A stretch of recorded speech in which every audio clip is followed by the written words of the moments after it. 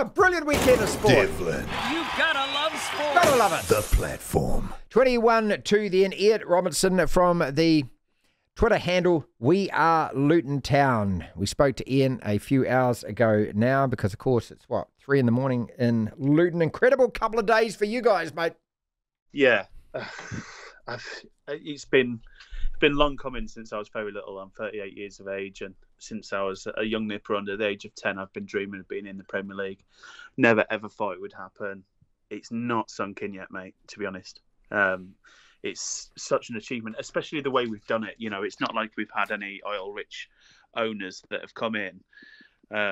We've done it on a budget. We've done it the right way, with morals, with owners that supported the club for a long time. You know, it's been a rise to the top there's not many stories, if any, that have emulated what we've done.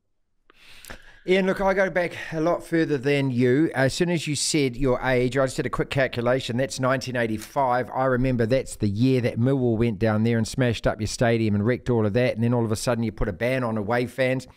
I've got a mate who sent me yesterday a Luton Town Football Club membership. He was a Man United fan. He had to pretend to be a Luton fan and join your club so that he could actually get in on away days because you didn't take any fans. You weren't alive for this, but I do bet that you know all the stories about this, right?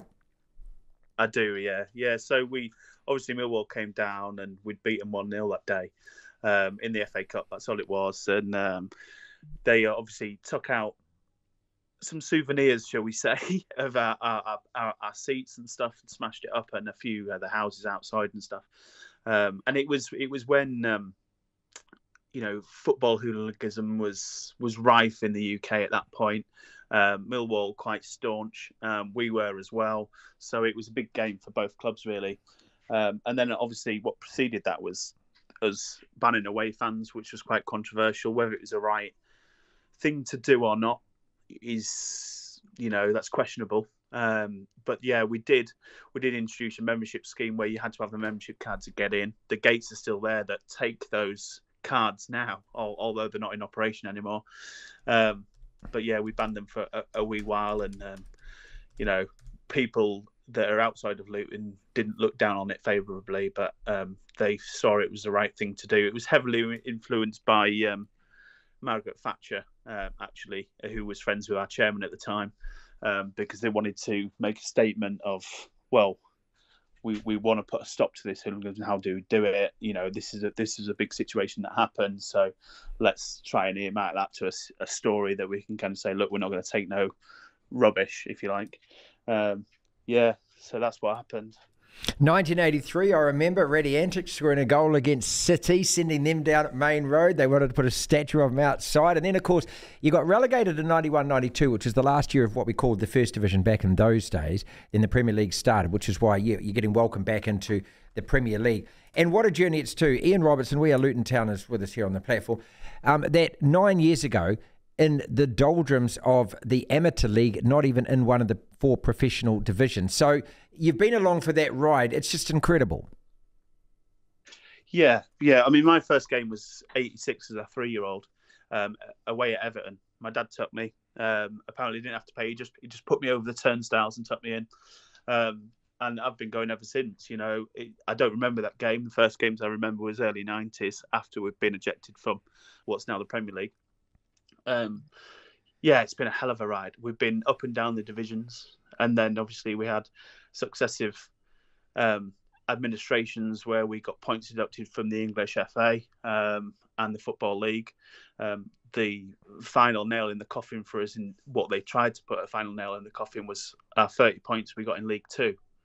That put us into the National League, which is, we'd never been in our history. And it took us 5 years to get out of there. And, they're memories, and that's history that we would never, ever want any way different now. It shaped us to be the club we are now. We never forget those times. It's been an incredible ride.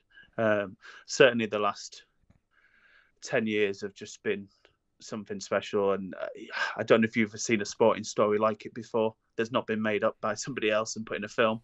There's no story like it.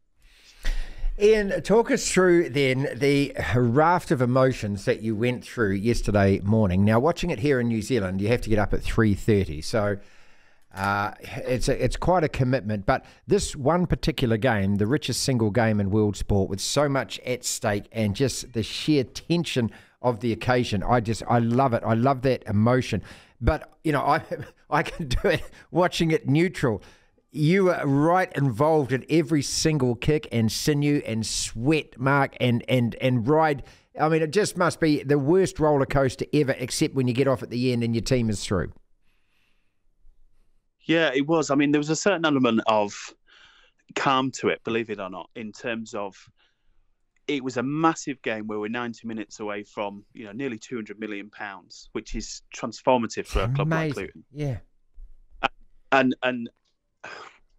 the calm was that not because if we'd have lost that game, for me, we lost in the playoffs last year, and I came out of that calm, and I just thought to myself, well, if we lose it, we're going to get there anyway at some point soon because we're on this trajectory. So there was that calm to it. But then when you actually step into the ground, into the game, we'd had a goal disallowed, which you saw, which was right.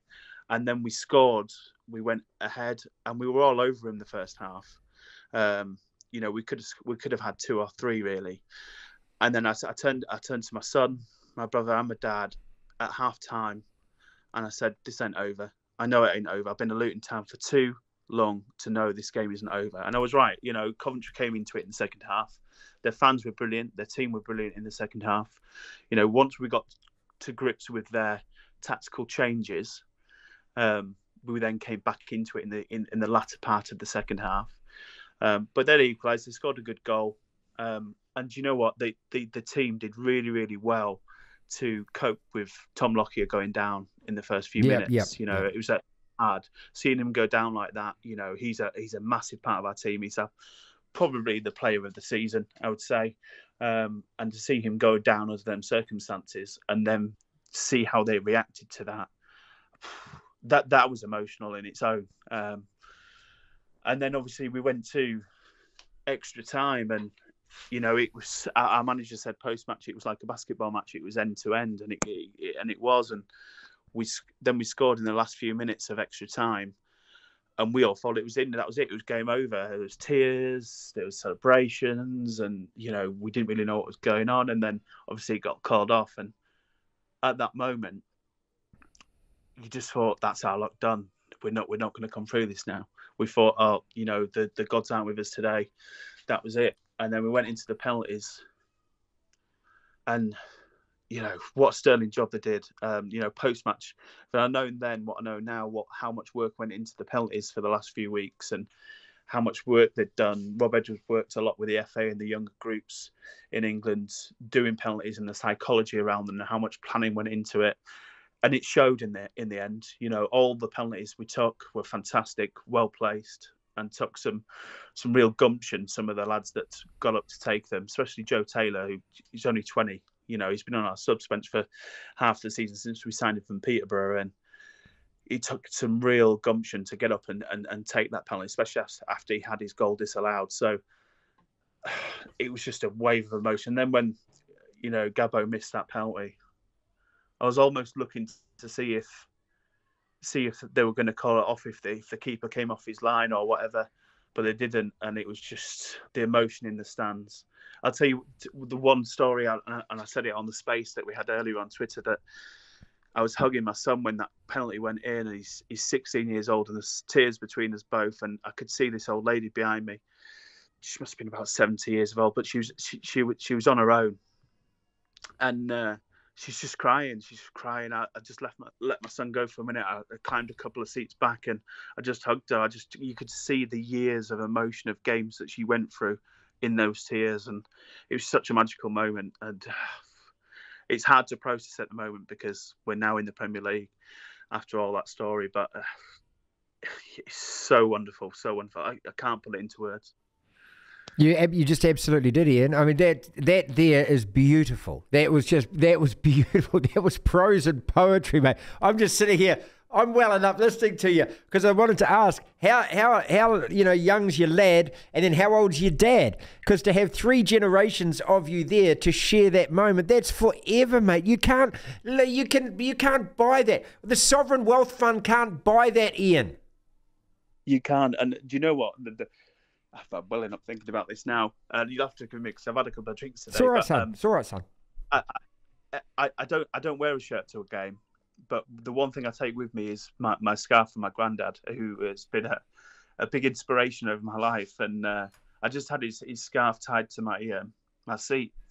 And at full time, after everything finished, I just hugged the scarf. You know, my granddad was the one that started all this, the generations of Luton fans. And he would have loved yesterday, and hopefully he was looking down and seeing it. And he had a big part to play in the Luton community. He was an MP in Luton for a lot of years and had a lot to do with the football club. And it's a 6-year-old scarf. I take it to every single game with me, and it was so emotional, mate, honestly. How good is it going to feel next year? You got Kenilworth Road, and look, it's one of those old grounds. Look, I started following the English First Division back in 1975. So, I remember, and I remember United going down there in 88. You were only a nipper. We'd won the first 10 games of the season. We come a guts at Kenilworth Road, drew, and that kind of the wheels started to fall off after that. Look, I got so many stories with this. Plus, also, mates who've got into that oak end or the away end, and you're walking up a kind of a gangway, steel gangway. There's actually people's houses and backyards around you. Is it still like that? Yeah. I'm sure you've seen the pictures on social media. It's been going viral because it's going to be back in the Premier League now. And, it's for a lot of clubs, they haven't experienced it before. A lot of their fan bases haven't experienced it before because they've changed over generations. But we've had Man United there recently, and we've had Chelsea there recently in the FA Cups. So they know what it's like and they enjoy it. And, a lot of the fan bases, when they come, they love it. It's one of the best away days they have because the atmosphere that Kenilworth Road generates, there's only 10,000 in there, but everyone says it feels like 60. You're so close to the pitch, and every single ball, every single corner, every single throw-in is felt, and that's gonna be a win for us next season. They ain't gonna have experienced that before, so that there'll be some scalps next year, let me tell you that. No matter what team we put out, there'll be some scalps next year. I'm not saying we're going to survive, but there will be some scalps. Couple more quick questions. We'll let you go. We thank you so much for your time, mate. It was only 2 weeks ago that Sunderland came back from a goal down and beat you 2-1. From that feeling there, where just the anxiety, the not knowing you've got a home leg against them, to right now when you've actually made it. I mean, what's the dichotomy of that? Well, once that game, and you look back on it now, and I posted after that game, I said, look, we had a fantastic first half at Sunderland. It was always about the occasion, not about the teams. They had 45,000 supporters there. They were fantastic. They drove them on in the second half. But I knew as soon as we got to Kenilworth Road, it was going to be completely different. They were not going to be able to handle that atmosphere. And, I was proven right. They would not handle that atmosphere, and they didn't. It was something spectacular. I don't know if you've watched that game, but if you haven't, go back and watch it because it's spectacular, that second leg. Our players, our staff, the people behind the scenes, the fans, every single one of them got us through that game. And after that, I just felt we'd do it. I'm normally a Luton supporter that goes out and has quite a few drinks and enjoys it and stuff. Yesterday, I had that feeling we were going to do it. Didn't really drink, had a few little pints here and there, but I just wanted to enjoy the occasion. I felt like we were going to do it, and I'm glad I did because soaking up all that atmosphere after coming home. I didn't get home till 2:30 because we got stuck on the North Circular in London for a few hours. It was fantastic, mate. Honestly, there's no feeling like it. Best day of your life, son? No, my children, obviously. But football-wise, yeah, probably football-wise, yeah. I mean, it's massive. There's been loads of games, There's been, when we were in the conference, we went to the last game of the season there, which was away at Hyde. Funnily enough, which was Man City's reserve ground. And we're going to be playing Man City next season. But we went there and we knew we'd gone up. And we just thought it was a start of something special. And it was, that was a massive game. Not everyone will look back and say, look, that was a massive game and that was a significant moment. But for me, it was. But in terms of what this is going to do for Luton's future, you know, a lot of clubs have gone up into the Premiership and failed with the money that they've spent and not really spent it wisely. This club are going to invest it wisely. We won't go out and do what not Forest did last year and spend so many X million pounds on 20 players. We won't do that. We'll add selectively. We'll recruit well. And what that money is going to do for us as a club and how we're going to spend it will be completely transformative for the next 20 years.